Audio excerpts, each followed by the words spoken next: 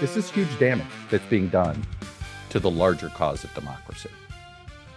The idea that our defense of democracy is not about partisanship, but about principle has already been rattled, right? This was something that was bipartisan for a long time, but now with Trump. Trump is rattling it further. When he accepts Putin's praise, when he questions Zelensky's legitimacy, when he reduces a brutal war to nothing more than a scorecard of who's on his side and who isn't, it sends a message that America's defense of freedom, of democracy, of sovereignty is simply conditional, that it's negotiable, that it depends on who's flattering the president. I mean, we've seen it. You know, if a country that's funding Hamas gives them an airplane, I love them. They're the best. If a country that violates human rights promises to give him all sorts of money for his presidential library, he looks the other way. So what if they kill journalists? They're going to invest money in America when Trump is president. That's not what America used to be. This is not where Ronald Reagan led this country in the 80s. This is not where Dwight Eisenhower was in the 1950s. And this is where I want to pivot to something. Because this moment, Trump in Anchorage fawning over Putin is really just the latest evidence that today's Republican Party is so not the party of Reagan. Okay, this is not peace through strength. This is not trust but verify. This is so far away from being the party of Reagan. It's not the party of Bush. It's not the party of Eisenhower. This is something else entirely. And it actually brings me to an interesting comment that Ron DeSantis made last week, right? Republican governor of Florida. He said something that caught my attention. He was introducing his new lieutenant governor that he appointed, and he threw in what sounded like a bit of perfunctory language that actually seemed kind of stupid at the moment. He said Florida shouldn't go back to the kind of leadership it had 10, 15, and 20 years ago. Now, all over Twitter, a lot of people dunked on DeSantis. Look at this. He's trashing the Republican Party. Why do I say that? Well, 10 years ago, Rick Scott was governor of Florida. 15 years ago, Charlie Crist, as a Republican, was the governor of Florida. 20 years ago, Jeb Bush was the governor of Florida. So was DeSantis stupid about this? Or was he actually being serious? I actually think he was being serious because Ron DeSantis, there was no room for Ron DeSantis in Jeb Bush's Republican Party. And that's what's fascinating here, because you know what? He was telling the truth. He meant it, because the fact is today's Republican Party is not the same party that elected Jeb Bush. It's not the same party that elected Ronald Reagan. It's certainly not the same party that elected Dwight Eisenhower. They may share the name, but it's not the same institution. Think of it like this. American Airlines today isn't really American Airlines. It's actually U.S. Air. But when U.S. Air took over American, it wasn't a merger. It was a U.S. Air takeover of American Airlines. They took the American brand because the U.S. Air brand was shit, right? American's brand was stronger. So they kept the American name. But this was U.S. Air underneath. It still always feels like it's being run on the cheap, right? They never have the backup crews. They never have the backup planes. It's unlike how the other two major airlines are run. Right. Well, that's the Republican Party today. It kept the Republican name, but what's inside is not the Republican Party that we all knew for the last 80 years. It's MAGA. It's Trump's party. It's not Reagan's. It's not Bush's. It's not Eisenhower's. It's not Romney's. It's not McCain's. And that matters because MAGA doesn't stand for small government conservative. Ronald Reagan's Republican Party did. MAGA doesn't stand for democracy promotion abroad. Ronald Reagan's, Dwight Eisenhower's both did. It doesn't even stand for fiscal responsibility. I think only Eisenhower's Republican Party did. But they paid lip service in Reagan's era, and they paid lip service in Bush's era on that. Now they don't even pay lip service to the fiscal responsibility. This Republican Party, the MAGA Party, stands for something else. It's transactionalism, it's grievance, and it's some serious authoritarian instincts. Think about how the party has changed. Look at the policies. You know, Reagan joked that the most terrifying words in English were, "I'm from the government and I'm here to help." Well, Trump wants more government power. Ronald Reagan wanted less government power. Donald Trump wants the government to be the answer to everything, including corporate America. right? He's using government power in ways we've never seen. Really not since FDR in this country, and arguably it's stuff you see in Latin America.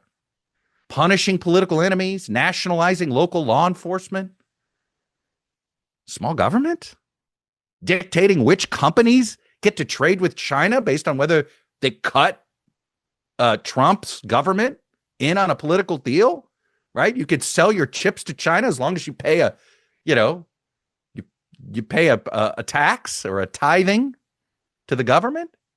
That's small government conservatism, inserting yourself into a business. Apparently, the U.S. government has a stake in U.S. Steel. The U.S. government's going to end up with a stake in Intel under Trump's leadership. This is not the Republican Party, folks. Not even close. This is not limited government. This is authoritarian government. Now, maybe some of you think it's a benevolent authoritarian government in some places and not so benevolent in other places, but it's authoritarian. It's just dressed up with the old Republican label, American Airlines, right? And look at the worldview, right? Eisenhower sent American troops abroad to defend democracy. Trump shrugs at democracy abroad and says, the dictator flatters me, he's my friend.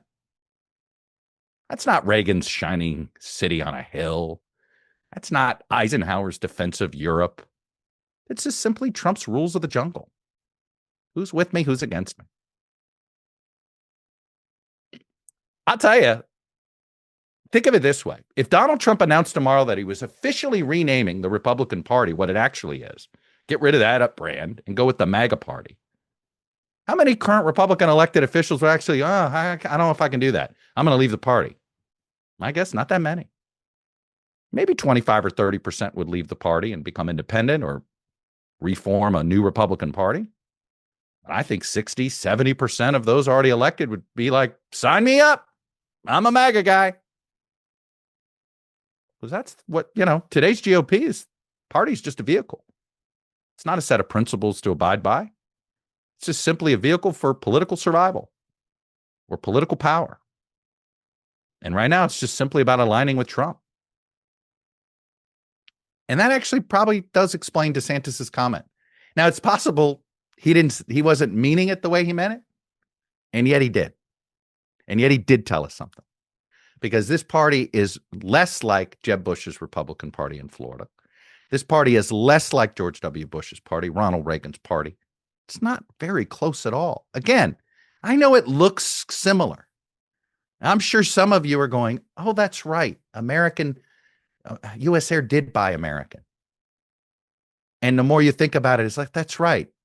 It's not American Airlines. There's not many things left other than the logo.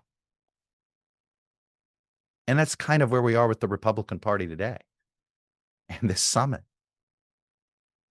I mean, this was, again, none of it is surprising.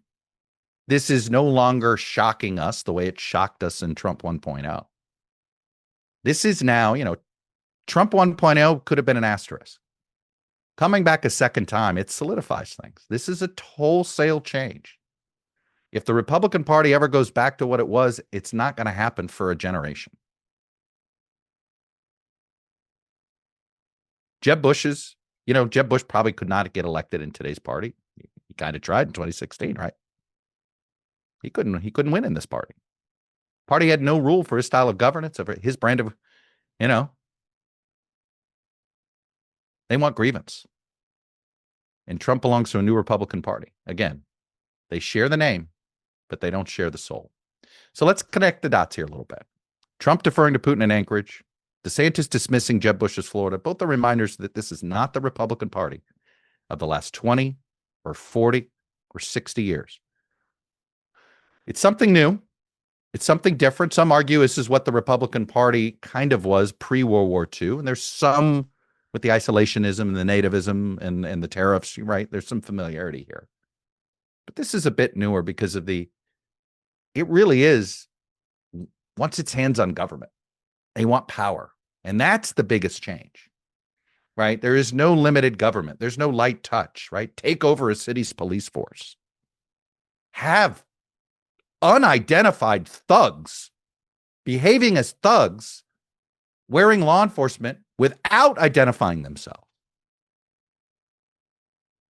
That is not the libertarian influenced Republican Party of the 20th century. And that's what's unsettling. Because when the party that once defined itself by defending democracy abroad now shrugs at Ukraine's fate, when the party that once defined itself by small government now cheers Trump's big government authoritarianism, right? When the party that once defined itself by principle now defines itself by loyalty to a single man, it raises the question, what exactly is left of this Republican Party? Other than the name and maybe a tax cut or two. Everything else, it's not Reagan. It's not Bush. It's not Eisenhower. It's Trump. Just Trump.